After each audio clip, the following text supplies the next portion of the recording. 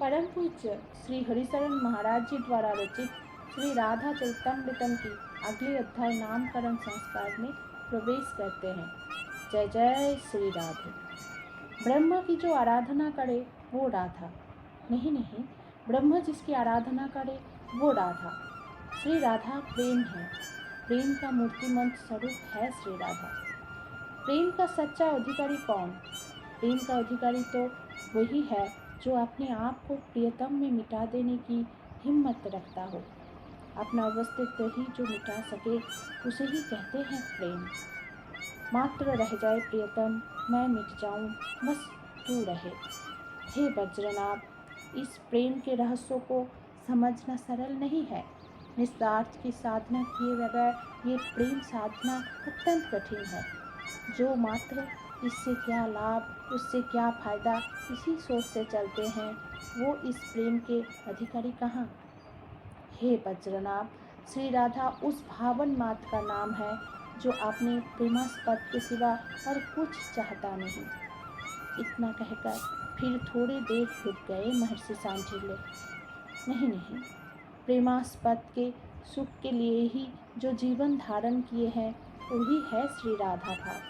प्रेम का उच्च शिखर है श्री राधा भाव। स्वसुख की किंचित भी कामना न रह जाए, बस तुम खुश रहो, तुम प्रसन्न रहो, तुम आनंदित हो, तो मुझे परमानंद की प्राप्ति हो गई, मिल गई मुझे मुक्ति, मोक्ष या निर्वाण। हे वज्रनाभ, श्री राधा भाव ऐसा उच्च भाव है तो विचार करो, साक्षात श्री राधा क्या है? श्री राधा कहाँ स्थित होगी? श्री राधा का नामकरण करते हुए आचार्य गर्ग ने इसका अर्थ किया था, श्री राधा, श्री राधा, श्री राधा। कहते हुए महर्षि सांडिल्य भाव में डूब गए। वसुदेव ने मथुरा से अपने पुरोहित आचार्य गर्ग को भेजा। आचार्य गर्ग गोकुल में जब आए तब मेरी ही कुटिया में आए थे। मैंने उनका अर्घ्यपदादि से स्वागत किया। तब बृहस्पति नंद भी वही आ गए। मैं नामकरण करने आया हूँ, मुझे वसुदेव ने भेजा है रोहिणी नंदन का नामकरण करने। आचार्य ने बड़े संकोच पूर्वक कहा था। मैंने उनका संकोच दूर करते हुए कहा, नहीं, आपको नंदन का भी नामकरण करना होगा। पर पुरोहित तो आप है बृहस्पति के। आचार्य ने मेरी ओर देखा। पर आपको तो पता है और मेरे जजमान को भी पता है, मैं कर्मकांडी नहीं हूँ। मुझे ज़्यादा रुचि भी नहीं है कर्मकांड में। ज्योतिष विद्या तो मुझे बहुत नीरस लगती है। मैंने हाथ पकड़ा बृहस्पति का और कहा, हम दोनों में कोई स्पर्धा नहीं, इसलिए आप आनंद से आचार्य गर्ग के द्वारा अपने पुत्र का भी नामकरण करवा ले, ये मेरी आज्ञा है। मैंने आचार्य को सहज बनाते हुए एक हास्य कर दिया। आचार्य, पूछो बृहस्पति से अन्नप्राशन संस्कार के दिन क्या हुआ था। प्रारंभ में ही नवग्रह का पूजन होना था, पर मैं तो उन ग्रहों का नाम भी भूल गया। फिर इन्होंने ही मुझे नाम बताए। मैं तो ऐसा ही हूँ। बृहस्पति चरणों में गिर गए थे मेरे और बोले, भगवान, आप जैसा महर्षि, आप जैसा देहाती विरक्त महात्मा और कौन होगा। ऐसा महात्मा जो नवग्रह में भी नारायण का दर्शन करके आनंदित हो उठता है। बृहस्पति मेरे प्रति बहुत श्रद्धा रखते हैं, पर मेरे आग्रह के कारण नामकरण संस्कार कराना आचार्य ने भी स्वीकार किया और बृहस्पति ने भी आज्ञा मानी। कृष्ण नाम रखा था नंदन का और रोहिणी नंदन का नाम राम। नामकरण करके मेरी ही कुटिया में आए थे आचार्य। नारायण है कृष्ण। हे महर्षि, मैंने उनके चरणों में वो चिन्ह देखे जो चिन्ह नारायण के चरणों में है। गदगद भाव से बोल रहे थे आचार्य गर्ग। क्या इनकी आह्लादिनी के दर्शन नहीं करोगे? मैंने मुस्कुराते हुए पूछा। क्या उनकी भी प्रकट हुआ है? ये नारायण के अवतार नहीं है, ये स्वयं अवतारी है। स्वयं श्री श्याम सुंदर निकुंज से अवतारित हुए हैं, तो वो अकेले कैसे आ सकते हैं? आचार्य मेरे सामने हाथ जोड़ने लगे। कृपा आप ही कर सकते हैं। वो कहाँ प्रकटी है? प्रेम की सुगंध को छुपाया नहीं जा सकता। आप चाहिए, आपको जिस ओर से वो प्रेम की सुवास आती मिले, बस चलते जाइए। मैंने मुस्कुराते हुए कहा। आचार्य को शीघ्रता थी आह्लादिनी के दर्शन करने की, उस ब्रह्म के साकार प्रेम को देखने की। वो मेरी कुटिया से बाहर निकले और चल पड़े जिधर से आह्लादिनी खींच रही थी उन्हें। हे बज्रनाभ, जब बरसाने पहुँचे आचार्यगढ़, तब उन्हें मार्ग में ही वृषभान जी मिल गए। उन्होंने आचार्य को प्रणाम किया। कहाँ से पधारे आप आचार्य? आज आपके चरणों को पाकर ये बरसाना धन्य हो गया है। मैं तो बृहस्पति नंद के पुत्र का नामकरण करवा के आ रहा हूँ। ओहो, तो फिर आपको मेरे महल चलना ही पड़ेगा और मेरा आतिथ्य स्वीकार करना ही पड़ेगा। विशेष आग्रह करने लगे थे वृषभान जी। आचार्य की इच्छा पूरी हो रही थी। वो इसलिए तो आए थे बरसाने में, ताकि एक झलक दर्शन के मिल जाए श्री किशोरी के। वो गए महल में। कीर्ति रानी ने प्रणाम किया। फिर वृषभान जी ने उन्हें एक उच्च आसन में बैठाकर उनका अर्घ्यपादादि से पूजन किया। पर आपकी पुत्री कहाँ है? आचार्य अपने आप को पुजवाने तो आए नहीं थे, उन्हें तो दर्शन करने थे। हे आचार्य, मेरी और मेरी अर्धांगिनी की इच्छा है कि अगर तिथि मुहूर्त आज का ठीक हो तो आज ही नामकरण संस्कार आप कर दें। हाथ जोड़कर वृषभान जी ने कहा। ठीक है, इतना कहकर मुहूर्त का विचार करने लगे आचार्यगण। पर कुछ ही देर में उनका मुखमंडल प्रसन्नता से चमक उठा। आज के जैसा मुहूर्त तो वर्षों बाद भी नहीं आएगा। कीर्ति रानी अपने महल में गई। वृषभान जी आनंदित हो यमुना स्नान करने चले गए।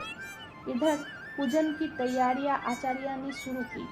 सामग्रियां सब ला ला कर ग्वाले देने लगे। जो जो मांगते गए आचार्य। पर नामकरण संस्कार की तैयारियां में तो विलम्ब हो जाएगा, क्योंकि मेरे साथ यहाँ कोई विप्लवी नहीं है। महर्षि सांडिल्य ने मुझे गोकुल में 7 विप्लव दिए थे। हे बज्रनाभ, इतना सोच ही रहे थे आचार्य कि तभी आकाश मार्ग से नवजोगेश्वर उतरने लगे बरसाने में। उनके साथ साथ ऋषि दुर्वासा भी आ गए। आप चौंक कर उठ खड़े हुए आचार्यगण। हाँ, आह्लादिनी के दर्शन का लोभ हम भी छोड़ नहीं पाए, इसलिए हम भी आ गए। ऋषि दुर्वासा ने हंसते हुए कहा। इनके दर्शन का लोभ स्वयं ब्रह्म नहीं त्याग पाते तो हम क्या है? हमको सेवा बताइए, हम आपकी सहायता करेंगे आह्लादिनी के नामकरण संस्कार में। कृपा करे। नवजोगेश्वर ने हाथ जोड़े। अच्छा ठीक है, आप लोग अपना परिचय छुपाइएगा, बरसाने में किसी को पता न चले। प्रेम जितना गुप्त रहता है वो उतना ही खिला और प्रसन्न रहता है। बड़ी प्रसन्नता से आचार्यगण की बात सबने मानी और तैयारियों में जुट गए। हो गई सारी तैयारियां। महाराज और रानी को बालिका के साथ बुलाया जाए, आचार्य ने महल के सेवकों से कहा। तभी सबने देखा रेशमी पीले वस्त्र पहने सूर्य के समान दीप्त तेज वाले वृषभान जी सुंदर पगड़ी बांधे आए। उनके साथ उनके अर्धांगिनी कीर्ति रानी। वो तो ऐसी लग रही थी जैसे स्वर्ग की अप्सरा भी लज्जित हो जाए। पर सबकी दृष्टि थी कीर्ति रानी की गोद में। दाहिने भाग में कीर्ति रानी बैठी, कीर्ति रानी के बाएं भाग में वृषभान जी विराजे हैं। पर ये क्या? आचार्य गर्ग स्तब्ध हो गए, मानो मूर्तिवत। आचार्य ही क्यों, महर्षि दुर्वासा और नवजोगेश्वर भी। वो दिव्य तेज प्रकाश का पुंज कीर्ति रानी के गोद में हिल रहा था। चरण जब थोड़े हिलाए आह्लादिनी ने हो समाधि सी लग गई थी आचार्य गर्ग की। तो चक्र शंख गदा पद्म सारे चिन्ह हैं।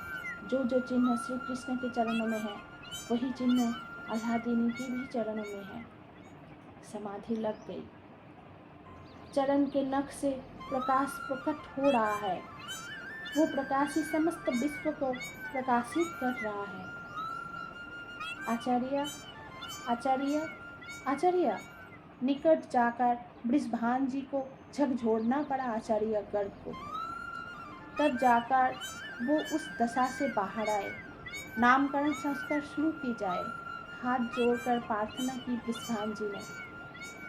हाँ, सब कुछ विचार किया आचार्य ने। मेरी गोद में एक बार लाली को पता नहीं क्यों आचार्य होने के बाद भी कीर्ति रानी से प्रार्थना की मुद्रा में ही हर बात कह रहे थे गर्ग। आप आज्ञा करें आचार्य, आप हाथ ना जोड़े, वृषभान जी ने मुस्कुराते हुए कहा। वो कीर्ति रानी को इशारा किया।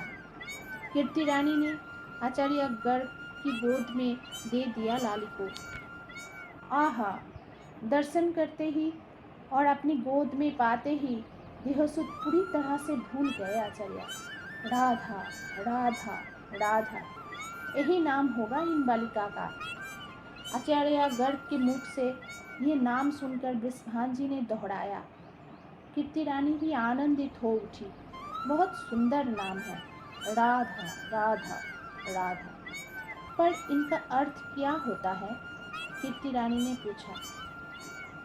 आंखें चढ़ी हुई थी आचार्य की। उनको देखकर ऐसा लगता है जैसे वो इस लोक में है ही नहीं। स्वयं अस्तित्व जिसकी आराधना करे वो राधा, स्वयं ब्रह्म जिसकी आराधना करे वो राधा।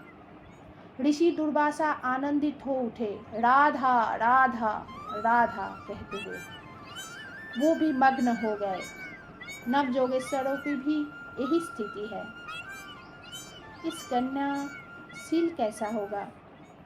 आर्य माता है कीर्ति रानी, उनकी तो ये चिंता पहले रहेगी। अत्यधिक सुंदरी है मेरी कन्या। आचार्य कहीं ये शील संकोच को घुमाकर हंसे आचार्य। श्री राधा को कीर्ति रानी की गोद में देते हुए बोले, विश्व की जितनी सती है, महासती है, वो सब आपकी श्री राधा के पद रेणु की कामना करते रहेंगे। और विवाह? पिता वृषभान की चिंता एक समस्त जगत के पुत्रियों के पिता से अलग नहीं है। राधा और नंदसूत ये दोनों अभिन्न दंपति है, ये दोनों अनादि है। आचार्य की बात सुनकर वृषभान जी ने कहा, तो समय आने पर आपके द्वारा ही ये विवाह संपन्न हो। हाथ जोड़े ये कहते हुए वृषभान जी ने, नहीं, आपको हाथ जोड़ने की जरूरत नहीं है, पर इस सौभाग्य से स्वयं विधाता ब्रह्मा ने ही मुझे वंचित कर दिया है। क्या मतलब? वृषभान जी ने पूछा। इस सौभाग्य को विधाता ब्रह्मा स्वयं लेना चाहता है, इसलिए वो ही इन दोनों का विवाह कराएंगे। इतना कहकर आचार्य मौन हो गए। पर ये बात भोले भाले वृषभान जी की समझ में नहीं आई। पर इतना समझ लिया कि मैंने जो वचन दिया है बृहस्पति को कि नंदनंदन और राधा इन दोनों का परिणय होगा ही। हे वज्रनाम, ये राधा नाम है। इस नाम का जो नित्य जप करता है उसे पराभक्ति प्राप्त होता ही है। वो स्वयं धीरे धीरे प्रेम का स्वरूप बनता जाता है। उसके हृदय में आह्लाद नित्य ही वास करने लगता है। इतना कहकर महर्षि सांडिल्य आह्लाद और आह्लादिनी के विलास का रस लेने लगे थे, क्योंकि सर्वत्र उन्हीं का ही तो विलास चल रहा है। पराभक्ति प्रदायिनी करी कृपा करुणानिधि प्रिय। जय जय श्री राधा कृष्ण।